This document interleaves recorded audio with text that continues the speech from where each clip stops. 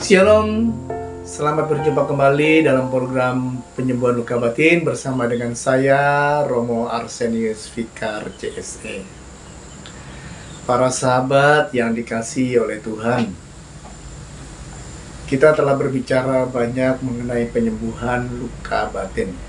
Saya mau menegaskan beberapa hal dalam video ini. Penyembuhan luka batin itu terjadi ketika pengalaman trauma digantikan dengan pengalaman dikasihi, dicintai, diterima oleh Tuhan Yesus. Jadi inilah yang menyebabkan penyembuhan terjadi. Nah, penyembuhan ini dapat terjadi ketika kita melakukan imajinasi dalam iman. Kita menghidupkan kembali pengalaman masa lalu kita di mana kita trauma, dan kemudian kasih Allah menggantikan pengalaman trauma itu. Ada dasar yang perlu dalam proses imajinasi iman ini, yaitu iman kita kepada Yesus. Ada dua hal yang perlu kita imani di sana. Pertama, bahwa Yesus hadir kapan saja dan di mana saja, juga hadir pada saat kita mengalami pengalaman trauma tersebut. Hanya karena dosa-dosa orang-orang sekitar kita, dosa kita sendiri mungkin, yang akhirnya menjadikan pengalaman trauma itu terjadi. Nah, kita perlu mengimani bahwa Yesus hadir pada saat itu sebetulnya tidak menghendaki peristiwa ini terjadi, tapi peristiwa trauma terjadi dalam hidup kita. Yang kedua,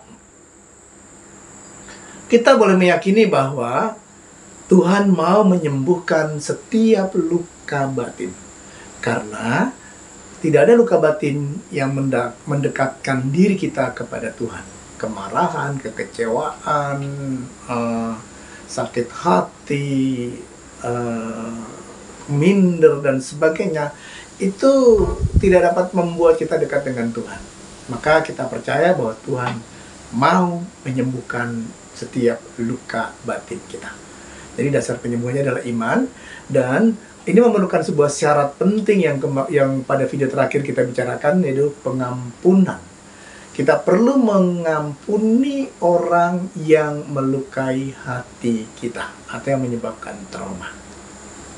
Nah, para sahabat yang dikasihi Tuhan, dengan mengetahui langkah-langkah ini, saya berharap kita semua dapat menyembuhkan luka-luka batin kita sendiri.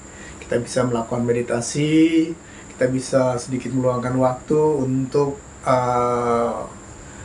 kembali melakukan imajinasi iman, dan kemudian datang pada Yesus memohon rahmat dan pertolongan Yesus supaya luka batin kita ini disembuhkan. Saya berharap untuk hal-hal kecil dalam hidup kita, dalam luka-luka batin kita, kita dapat disembuhkan dan kita bisa menyembuhkan luka batin kita sendiri. Tapi satu hal yang penting adalah, setelah luka batin kita sembuhkan, itu kita perlu menggunakan akal budi kita untuk berpikir positif. Karena sekarang yang berubah adalah batin kita. Orang lain mungkin tidak berubah, tapi batin kita itu yang berubah. Kita bisa menanggapi, kita bisa merespon situasi di kehidupan kita itu tidak lagi dipengaruhi oleh dorongan-dorongan dari batin kita, dorongan-dorongan dari alam bawah sadar kita. Kalau kita masih memiliki luka batin, reaksi kita pada sesuatu hal itu dipengaruhi oleh dorongan-dorongan yang timbul dari alam bawah sadar kita. Nah, ketika dorongan-dorongan itu dihilangkan lewat penyembuhan luka batin, maka kita semestinya mampu menggunakan akal budi kita untuk menyikapi hal-hal yang terjadi dalam kehidupan kita. Karena mungkin orang itu tidak berubah, tapi saya yang mau berubah. Saya mau merespon tindakan orang itu dengan cara saya, tanpa dipengaruhi oleh dorongan-dorongan dari dalam batin kita. Para sahabat yang dikasihi Tuhan, seringkali kita dapat berpikir positif. Tapi kalau ada luka batin dalam diri kita, pikiran positif itu seakan-akan hilang ketika pengalaman trauma itu mempengaruhi kita. Saya mengambil contoh. Seorang bapak misalkan, dia memukul anaknya. Kalau dia marah, dia pukul anaknya. Dalam situasi yang tenang, ketika dia tidak marah, dia bisa berpikir positif. Kenapa saya harus marah-marah seperti itu dengan anak saya? Tidak seharusnya saya marah. Aduh, saya bersalah sekali. Saya minta maaf. Saya telah melukai hati anak saya. Saya seharusnya tidak marah-marah kepada anak saya. Nah, dalam situasi tenang dia mampu berpikir demikian. Tetapi ketika peristiwa terjadi di mana anaknya melakukan kesalahan, misalkan, dia dengan segera memukul anaknya. Pertimbangan positif dalam dirinya itu tidak mampu menekan dorongan yang muncul dari alam bawah sadar dia untuk marah. Nah, apa yang muncul dari alam bawah sadar dia itulah yang kemudian menentukan dia untuk mengambil sikap. Ini terjadi ketika orang masih memiliki luka batin. Jadi, dorongan dari dalam alam bawah sadarnya itu sangat menguasai orang-orang yang memiliki luka batin. Nah, ketika luka batin itu disembuhkan, berarti tidak ada dorongan-dorongan yang membuat dia melakukan tindakan-tindakan yang tidak sesuai dengan akal budinya. Nah, kalau tidak lagi dorongan itu, ketika anaknya bersalah, dia mampu menggunakan akal budinya. Oh, saya tidak harus marah, saya tidak harus pukul anak saya. Lebih mudah bagi dia untuk menggunakan akal budinya, berpikir positif. Karena apa? Karena sudah tidak ada lagi dorongan yang berasal dari alam bawah sadar dia untuk melakukan sebuah tindakan tertentu. Maka para sahabat yang dikasihi Tuhan, setelah kita mengalami proses penyembuhan luka batin, kita perlu menanggapi realitas di hadapan kita atau dalam hidup kita ini dengan berpikir positif atau juga bersyukur. Bersyukur menjadi sebuah ungkapan pikiran positif. Jadi kita boleh bersyukur pada Tuhan untuk hal yang terjadi pada dalam hidup kita, atau kita berpikir positif tentang apa yang dilakukan oleh orang-orang yang dulu menyakiti saya, tapi saya sekarang mau menanggapinya dengan kepala dingin. Saya menanggapinya bukan memberi reaksi dari alam bawah sadar saya, tapi saya menanggapi dengan kepala saya, dengan apa yang saya pikirkan, dengan apa yang saya refleksikan, dan saya mau berpikir positif tentang semuanya itu. Maka para sahabat yang dikasihi Tuhan, dengan berpikir positif, kita diharapkan tidak lagi mengalami luka batin dalam diri kita. Pikiran positif kita akan melindungi batin kita, sehingga kita tidak terluka. Ataupun ketika kita mulai merasakan sesuatu, kejengkelan, kemarahan, kita coba naik di kepala kita. Ini sudah menetralisir kita supaya kita tidak lagi mengalami sebuah pengalaman luka batin. Para sahabat yang dikasihi Tuhan, kami memiliki program-program retret penyembuhan luka batin. Apa yang saya jelaskan memang memampukan kita untuk melakukan penyembuhan luka batin secara pribadi. Tapi dalam retret penyembuhan luka batin yang kami adakan di rumah-rumah retret kami, di sana kami menciptakan sebuah suasana cinta kasih, suasana penyembahan kepada Allah, juga suasana di mana kami menciptakannya suasana iman ada di sana, iman pada Yesus, iman pada kasih Allah, dan juga pengampunan kami kondisikan supaya kita dapat mengampuni orang-orang yang bersalah kepada kita. Dan kami juga dalam retret penyembuhan luka batin itu mengadakan apa yang disebut pembasuhan kaki. Pembasuhan kaki sebagai sebuah tindakan saya mau mengampuni, sebuah kehendak untuk mengampuni, niatan untuk mengampuni. Saya mau mengampuni orang yang bersalah kepada saya, dan itu saya wujudkan dengan apa?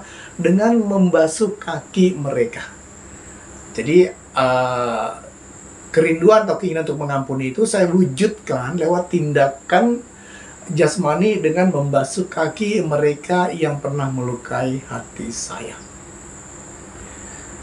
Memang pengampunan itu tidak menyembuhkan. pengampunan itu menjadi syarat untuk penyembuhan. Tetapi syarat ini menjadi seperti batu yang mengganjal, batu yang menghalangi proses penyembuhan terjadi. Dalam banyak pengalaman retret-retret yang kami adakan, pelayanan yang kami adakan, ketika batu ini kemudian dibuang, dengan segera kasih Allah itu boleh dialami oleh orang tersebut dan dia mengalami penyembuhan. Jadi beriringan dengan proses pengampunan yang dia lakukan, di sana juga terjadi sekaligus proses penyembuhan luka batin. Saya mau menceritakan sebuah proses penyembuhan yang unik yang terjadi beberapa video yang lalu, atau pada salah satu video maksud saya mengatakan bahwa saya pernah membantu seseorang untuk melihat luka batinnya. Dia mengalami persoalan tidak bisa tidur pada malam hari kalau lampu rumah atau lampu kamarnya tidak menyala. Saya berusaha untuk mencoba mencari akar persoalannya, tapi ternyata tidak diketemukan. Saya tidak berusaha mencari, tapi tidak dapatkan. Lalu pada suatu hari, ya setelah bertahun-tahun setelah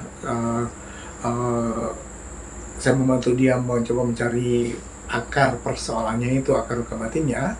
Nah, pada suatu ketika dia tidur di kamarnya, dia tidur, lalu kemudian tentu saja dengan lampu yang menyala.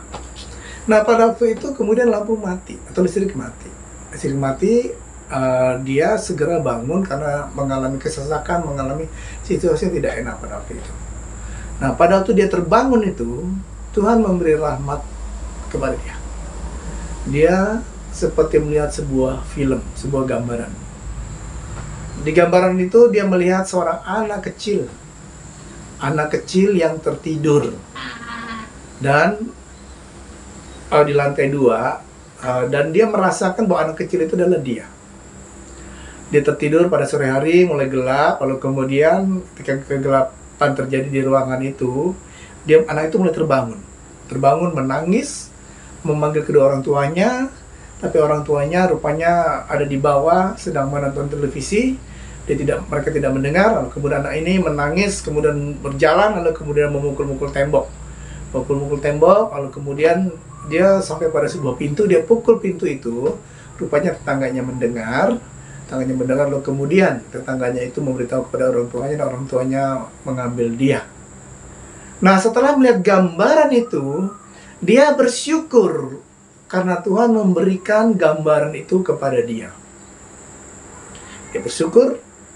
Nah, rasa syukur itu, dia merasa Tuhan mencintai dia, mengasihi dia karena memberikan gambaran itu. Nah, rupanya rasa syukur dan dia merasa Tuhan mengasihi dia, itu sekaligus menyembuhkan dia. Ini satu hal yang sangat unik. Tuhan bisa bekerja dengan caranya, lewat kasih-Nya Tuhan kemudian menyembuhkan kita yang terluka batin kita. Tuhan bekerja atas berbagai macam cara. Tuhan mau menyembuhkan luka-luka batin kita. Semoga seri penyembuhan luka batin ini berguna bagi kita semua, sehingga kita boleh mengalami penyembuhan luka-luka batin. Tuhan memberkati kita semua.